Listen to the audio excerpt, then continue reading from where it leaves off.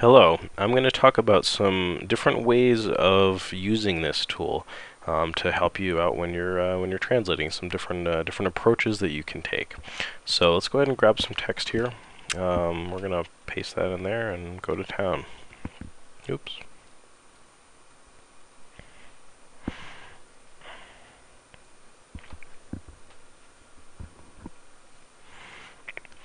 So wait just a sec here for this to come up, and here we go. So one thing that we could do with this is to forget about entering stuff into the translation memory and just go to town.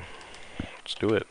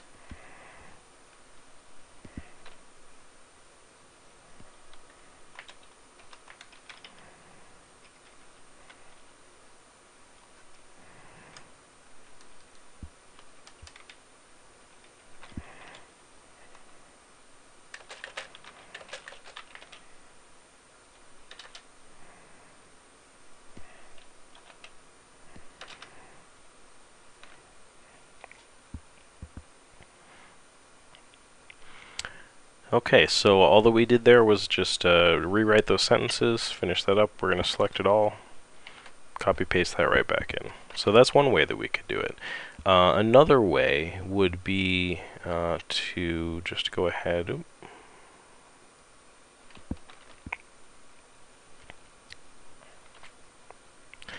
Paste that in there. Now, so pretend like we didn't do that the other way before. This is a different approach. So we're actually basically just going to do the same thing, or essentially pretend that we did the same thing. We're going to go through here. We're kind of in a hurry, and this has come up with some translations. I mean, it's not spot on, but it really helps us to not have to look up some of these words that maybe we don't know or don't remember what they are, and we can actually kind of tell what this means and just do it up. But as we're doing that, we're going to say, oh, you know what? Here's we've got forte here. You kind of tell that that's coming from ete. That's the middle of a verb conjugation that is not in here. So let's go ahead and put that in.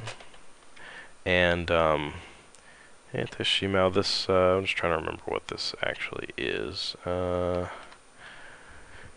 Mukai. Okay, so this is like mukayate shimao. So mukayate shimao, to meet, to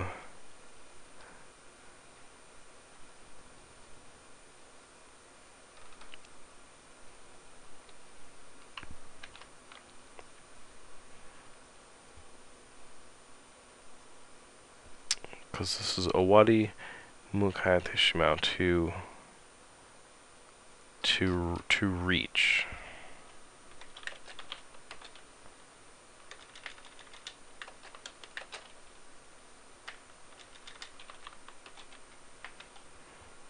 It's kind of a negative connotation of to reach. I think that's good. To meet, to come to. We're going to go ahead and add that. Whoops. There it is. So so essentially same sort of thing, but you kind of pick that low-hanging fruit and just go ahead and get that entered into your translation memory. Now, a third way to go about this would be to really use the translation memory to build the translation. So this is sort of if the first way we didn't really enter anything into the translation memory, this way is going to be we're going to enter everything into the translation memory. So we're gonna go to town. That's in there now. Azusa no Waketa Koto no Koto.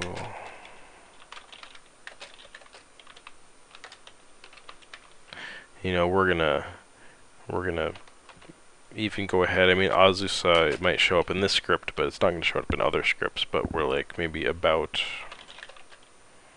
the locket.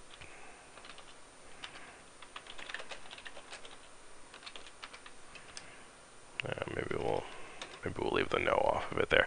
So I mean, we're gonna go to town. We're just gonna enter in as much as we possibly can. Now I'm gonna make this a little easier on myself here, and maybe I'll just we'll speed this up just a bit. Emo.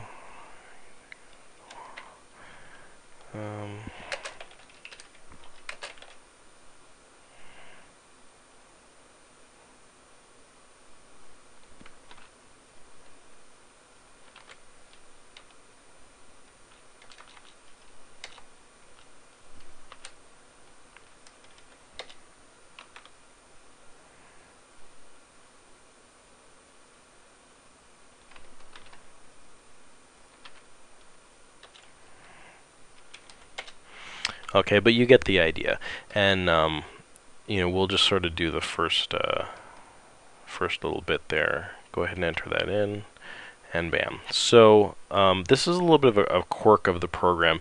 Really, what I'd like for you to be able to do in an instance like this is just do bam, resubmit from start. In fact, I'll show you what that does. For starters, it takes a little bit longer than I'd like, but whatever. It just takes a sec. We're resubmitting this from start. Yeah, right, it's taking a minute here. Come on. And I'll show you basically why, unfortunately, this doesn't really do what I want to. Just the way that this form is built and the way that it works, it actually doesn't get those newly entered translations from the translation memory the first time that we resubmit. So we could actually just resubmit a second time and it would get those. What I think is a little more efficient is to simply resubmit it from start by just clicking on that and hitting continue.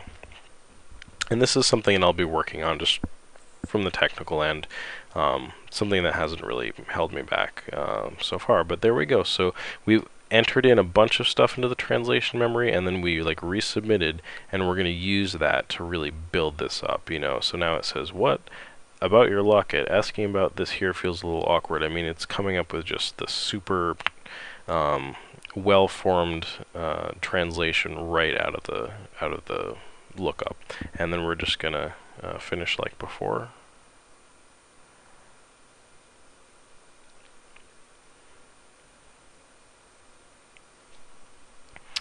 And just copy that and just hit select all. Copy that right back into there. So those are 3 different approaches that you can take. Really, this tool, you don't have to think of it as all or nothing. You can enter tons of stuff into this if you want and really use it to translate your stuff. Or if you're just in a rush, you need to bang out a script and you really just want to use it as a time saver, it's up to you.